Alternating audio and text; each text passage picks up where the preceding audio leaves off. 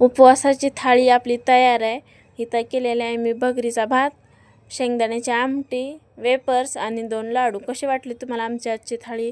चला तर रेसिपी बघूया। आता इथे घेतलेले आहे मी 1 वाटी शेंगदाणे, 1 वाटी तेल आणि हिरवी मिरची कुटून घेतलेली भगर। आता शेंगदाणे भाजून घेऊया। शेंगदाणे अशा हलवून घ्यायचे, छान भाजून घ्यायचे। हे भाजून घेतल्यानंतर ना आता आपण टाकूया इथे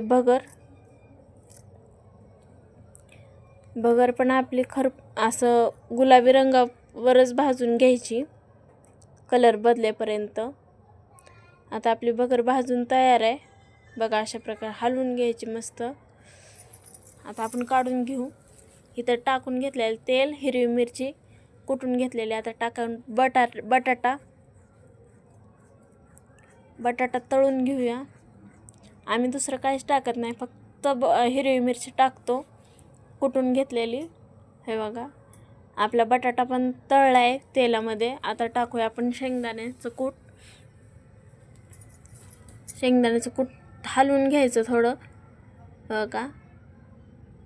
आता आपण टाकूया त्यात पाणी। आपल्या भगरीपासून बनवूया आपण भात। असे उकळे आलेले आहे त्याला। आता टाकूया आपण भगर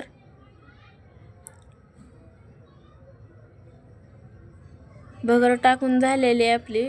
इथं भात पण आपला शिजून झालेला आहे। तिखट भगर म्हणतात ह्याला। इकडं आपली हिरव्या मिरच्या, बटाटा टाकून आमटी तयार आहे। आमटी करण्यासाठी शेंगदाण्याचं आपण पेस्ट टाकलेली आहे। हलवून घेऊ। आपल्याला लागेल तसं पाणी टाकून घ्यायचं, जेवढी आपल्याला पाहिजे तेवढी।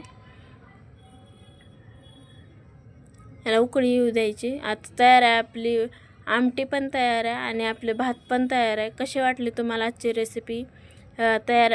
आपली उपवासाची थाळी खाण्यासाठी तयार आहे इथं।